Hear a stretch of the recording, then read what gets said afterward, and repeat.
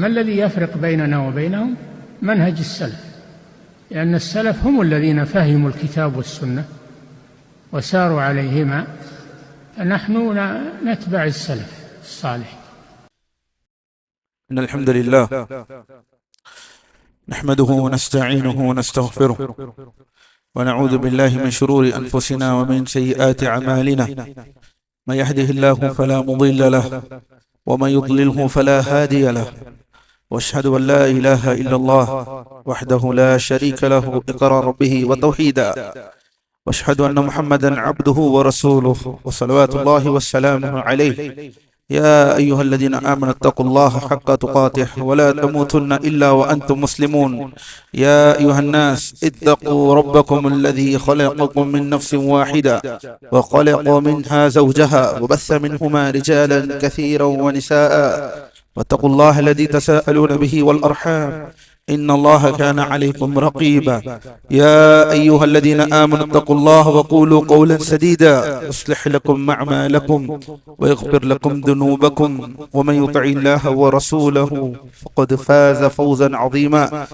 أما بعد، فإن أصدق الحديث كتاب الله، وخير الهدي هدي محمد صلى الله عليه وسلم، وشر الأمور محدثاتها، وكل محدثة بدعة، وكل بدعة ضلالة، وكل ضلالة في النار.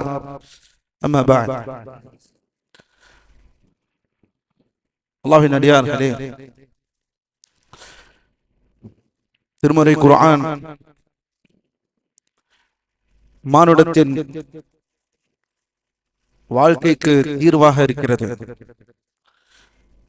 இந்த இஸ்லாத்தை முஸ்லிம்களுக்காக என்று மட்டுமல்ல, உலக பொதுமறை அல்லாஹ் சுப்ஹானஹு வ தஆலா மனித வர்க்கத்திற்கும் ஜின் வர்க்கத்தையும் வழி நடத்துவதற்காகவே அல்லாஹ் நமக்கு இறக்கி அருளினதுதான் இந்த குர்ஆன்.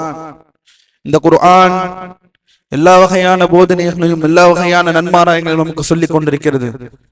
அல்லாஹ்வின் அடியார்களே, அதில் மிக முக்கியமான ஒரு போதனை என்னவென்றால், ஒரு மிக முக்கியமான ஒரு வரலாற்று நெறி என்னவென்றால், இன்று நாம் அதிலே அதிகமாக எல்லோரும் கலந்திருக்கிறோம். எதில் கலந்திருக்கிறோம்? பொருளாதாரத்தில் கலந்திருக்கிறோம். வியாபாரம், பணம், காசு, வியாபார பெருக்கல், சொத்து சேகரிப்பது, சொத்தை சேகரிப்பது, பணம் சம்பாதிப்பது, இதையெல்லாம் மார்க்கம் தடுக்கிறதா? இதையெல்லாம் மார்க்கம் ஹராம் என்று சொல்கிறதா? இல்லை, மார்க்கம் ஹராம் என்று சொல்லவில்லை. அல்லாஹ் தன் திருமறையில் சொல்கிறான், ஃபைதா குதியத்துஸ் ஸலாத்து ஃபன்தஷிரு ஃபில் அர்தி வப்தகு மின் ஃபத்லில்லாஹ். தொழுகை முடிந்ததற்கு பிறகு, ஜும்ஆவுடைய தொழுகை முடிந்ததற்கு பிறகு, ஃபன்தஷிரு ஃபி அர்தில்லாஹ், ஃபன்தஷிரு, அல்லாஹ்வுடைய இந்த பூமியில் நீங்கள் சென்றுங்கள், நீங்கள் சென்று அல்லாஹ் உங்களுக்கு எழுதிய அந்த ரிஸ்கை நீங்கள் தேடிக் கொள்ளுங்கள் என்று அல்லாஹ் சொல்கிறான். ஆனால் அல்லாஹ்வின் அடியார்களே, ஒரு விஷயத்தை ஞாபகம் வைத்துக் கொள்ளுங்கள். ரிஸ்கை அல்லாஹ் தேடச் சொல்கிறான், ஆனால் எப்படி தேடச் சொல்கிறான் என்பதை நாம் மறந்துவிடக் கூடாது. இன்று அதுதான் இங்கு பிரச்சனை. இந்த பிரச்சனை நம் சமூகத்தை சூழ்ந்திருக்கக்கூடிய பிரச்சனை என்னவென்றால், அல்லாஹ் ரிஸ்கை தேட சொல்லிவிட்டான். பணம் சம்பாதிப்பதில் தவறில்லை, பொருளாதாரம் சேர்ப்பதில் தவறில்லை, ஆம் தவறில்லை. ஆனால் சேர்த்து வைக்கக்கூடிய முறையில் இஸ்லாம் சொல்வது போல் நாம் நடந்து கொள்கிறோமா? நாம் எப்படி சம்பாதிக்கின்றோம்? எதை வைத்து சம்பாதிக்கின்றோம்? எந்த பொருளை வைத்து சம்பாதிக்கின்றோம்? நம் வார்த்தையில் எந்த உண்மையை வைத்து சம்பாதிக்கின்றோம்? பொய் பேசி சம்பாதிக்கின்றோமா? ஏமாற்றி சம்பாதிக்கின்றோமா? திருட்டு வேலைகள் செய்து சம்பாதிக்கின்றோமா? ஊழல் செய்து சம்பாதிக்கின்றோமா என்ற இந்த கேள்விகளை முன்வைப்பது வெறும் அல்லாஹ் நம்மை சம்பாதிக்க சொல்லிவிட்டான். அல்லாஹ் சொல்லிவிட்டான், தொழுகை முடிந்து விட்டதற்கு பிறகு நீங்கள் இந்த பூமியில் சென்று நீங்கள் உங்களுடைய ரிஸ்கை தேடிக்கொள்ளுங்கள் என்று. ஆம், ஆனால் அல்லாஹ்வின் அடியார்களே, தேடிக்கொள்ளக்கூடிய வழிமுறை என்று இருக்கிறது, அதை மறந்து விடாதீர்கள். ஏனெனில் நபி ஸல்லல்லாஹு அலைஹி வஸல்லம் அவர்கள் சொல்கிறார்கள், யா அய்யுஹன் நாஸ், இன்னல்லாஹ தய்யிபுன் லா யக்புலு இல்லா தய்யிபா. மனிதர்களே, அல்லாஹ் பரிசுத்தமானவன், அல்லாஹ் சுத்தமானவன். அவன் சுத்தமானதை தவிர வேறு எதையும் ஏற்றுக்கொள்ள மாட்டான். அவன் சுத்தமானதை தவிர வேறு எதையும் உங்களிடமிருந்து ஏற்றுக்கொள்ள மாட்டான். இதனால் தான் நபி அவர்கள் சொன்னார்கள், ஒரு மனிதர் அவர் உடுத்தக்கூடிய ஆடை ஹராம், அவர் சம்பாதித்து சேகரித்த சொத்து ஹராம், அவர் உண்ணக்கூடிய உணவு ஹராம், அவர் உண்ணக்கூடிய பானம் ஹராம், அனைத்தும் ஹராமாக சம்பாதிக்கப்பட்டு கடைசியில் யா அல்லாஹ் யா அல்லாஹ் என்று கேட்டால், துஆவை செய்தால் அல்லாஹ் எங்கிருந்து அவருக்கு பதில் அளிப்பான் என்று அல்லாஹ்வின் தூதர் ஸல்லல்லாஹு அலைஹி வஸல்லம் அவர்கள் சொல்கிறார்கள். அல்லாஹ்வின் அடியார்களே, இது மிக முக்கியமான ஒரு பாடம். இந்த பாடத்தை நன்கு கவனித்துக் கொள்ளுங்கள். சம்பாதிப்பதை மார்க்கம் தடுக்கவில்லை. ஆனால் எப்படி சம்பாதிக்கின்றோம்? ஹலாலாக சம்பாதிக்கின்றோமா? பொய் பேசாமல் உண்மையை. ஒரு முறை அல்லாஹ்வின் தூதர் ஸல்லல்லாஹு அலைஹி வஸல்லம் இந்த அழகிய பொன்மொழியை மக்களுக்கு மத்தியிலே சொல்கிறார்கள். என்ன பொன்மொழி என்றால், அல்லாஹ்வின் அடியார்களே, மிக அழகிய பொன்மொழி. மா அகல அஹதுன் துஆமன் கத் கைரன் மின் அன் யஅகுல மின் அமலி கைரி மின் அமலி யதிஹி. அல்லாஹ்வின் தூதர் ஸல்லல்லாஹு அலைஹி வஸல்லம் சொல்கிறார்கள், ஒரு மனிதன் தன் கையால் அவன் உண்ட உணவிலேயே ஒரு மனிதன் சிறந்த உணவு என்னவென்றால், அவன் கையால் சம்பாதித்து, அவன் உழைப்பால் சம்பாதித்து அந்த உண்ட உணவை விட அவன் வேறு எந்த உணவையும் அவ்வளவு சிறந்த உணவாக உண்டு இருக்க முடியாது. யாருடைய போதனை? அல்லாஹ்வின் தூதர். தன் கையால் உழைத்தான்.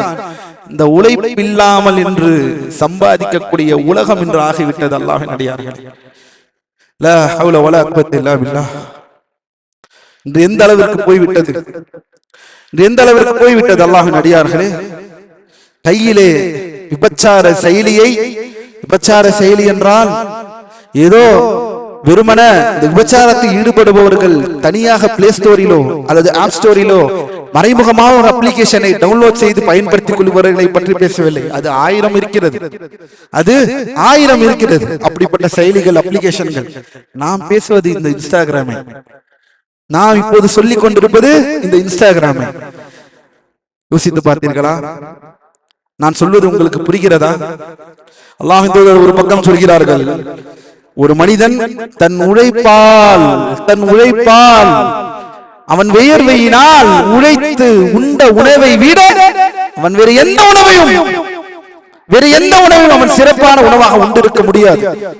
அவன் உழைப்பினால் உண்ட உணவு மட்டும்தான் அவனுக்கான சிறந்த உணவு. ஆனால் இன்று என்ன நடக்கிறது அல்லாஹ்வின் அடியார்களே? வறியவனும் மடியவனும் எட்டி பார்க்கிறான், பெண்களை பார்க்கிறார்கள். லா இலாஹ இல்லல்லாஹ். சப்ஸ்கிரிப்ஷன், உடலை காட்டி,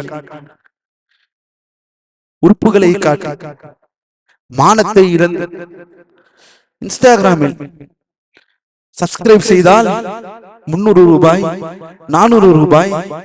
ஒரு பெண் தன்னை காட்டி அதை செய்துவிட்டால் ஒரு வருடத்தில் கோடீஸ்வரியாக ஆகிவிடுகிறார்.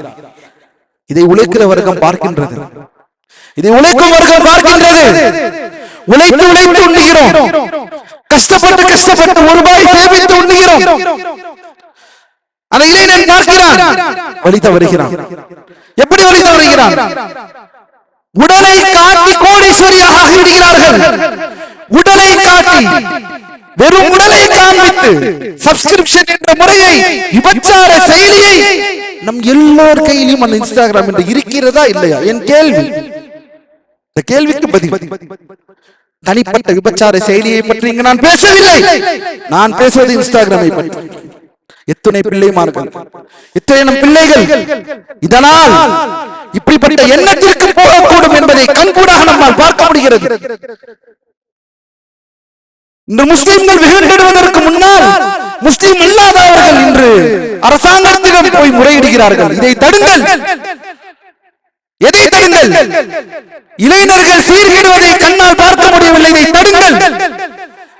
ஒரு பெற்றோர் அலறுகிறார், காசை எல்லாம் எடுத்து இந்த சப்ஸ்கிரிப்ஷனில் இந்த பெண்ணுக்கும் அந்த பெண்ணுக்கும் இந்த நடிகைக்கும் அந்த நடிகைக்கும் காசை சம்பாதிப்பதெல்லாம் போட்டு அதில் மகிழ்ச்சி காண்கிறான் என் மகன்.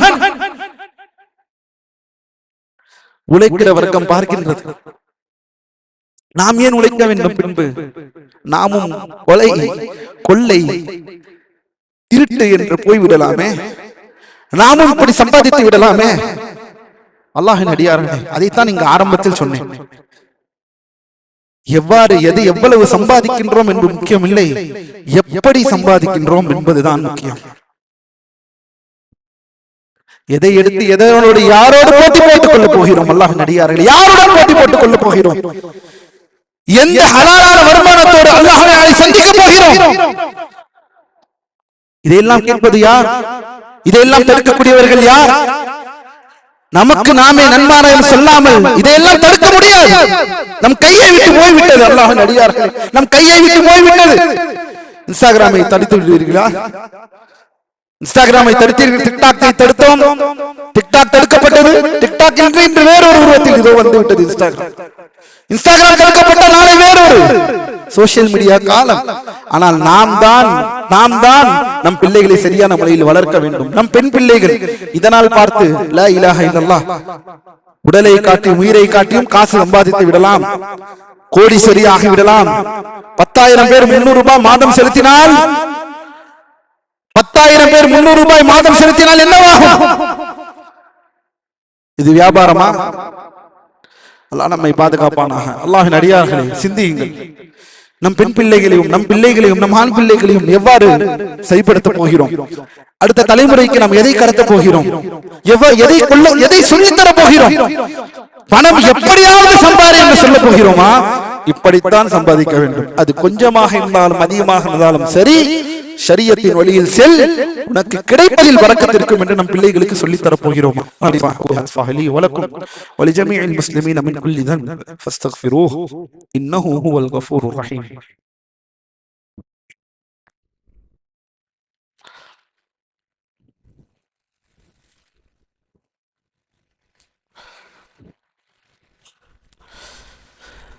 அல்ஹம்துலில்லாஹி அலா இஹ்சானிஹ் والشكر له على توفيقه وامتنانه واشهد ان لا اله الا الله وحده لا شريك له تعظيما لشأنه واشهد ان محمدا عبده ورسوله صلوات الله وسلامه عليه.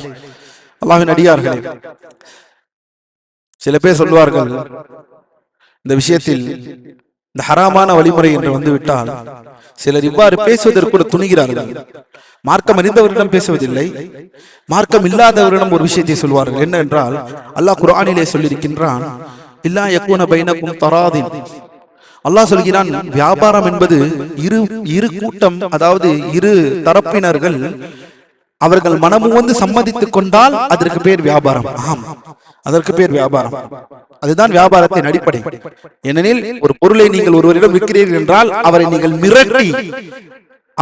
மிரட்டி விற்கிறீர்கள் என்றால் அந்த டிரான்சாக்சன் ஹராம் மார்க்க ரீதியாக. ஒருவரை வற்புறுத்தி இந்த பொருளை வாங்க வைக்கிறீர்கள் என்றால் அதுவும் ஹராம்.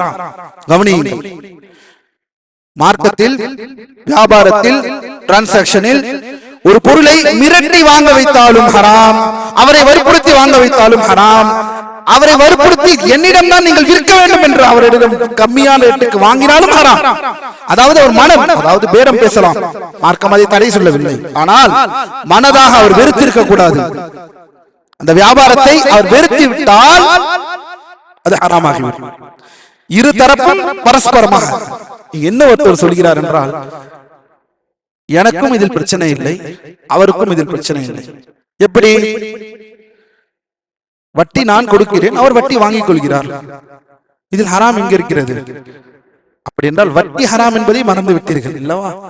அல்லாஹ்வின் அடியார்களே, இங்கு பரஸ்பர ஒப்பந்தம் என்றால் மார்க்கம் வரையறுத்த வரம்புக்குள் இருந்தால்தான் பரஸ்பர ஒப்பந்தம் என்று வேலை செய்யும். ஹராமான பொருள்களையோ ஹராமான விஷயங்களை வைத்துக் கொண்டு நீங்களும் நானும் ஒரு ஹராமான விஷயத்தை ஒத்துக்கொண்டால் அது ஹலாலாகி விடுமா? நான் வட்டி கொடுக்கிறேன், இவர் வட்டி எனக்கு தருகிறார், அதனால் இது ஹலாலாகி விடுமா? பரஸ்பர ஒப்பந்தம் ஏற்பட்டு விட்டது என்று எங்கிருந்து வந்தது இதெல்லாம்? மார்க்க வரையறைக்குள் அது இருக்க வேண்டும். அது பரஸ்பர ஒப்பந்தமா? ஆம், அது சரியான நடைமுறையான ஹலாலான டிரான்சாக்ஷன். இங்க அது பேச்சில்லை. நான் அவரை கொலை செய்வேன், அதற்கு எனக்கு காசு தாருங்கள், நானும் ஒத்துக்கொண்டேன், அவரும் ஒத்துக்கொண்டார், பரஸ்பர ஒப்பந்தம். இது ஹலாலா? இது டிரான்சாக்ஷனா? உயிரை கொள்வது எது அடிப்படை? ஹராம்.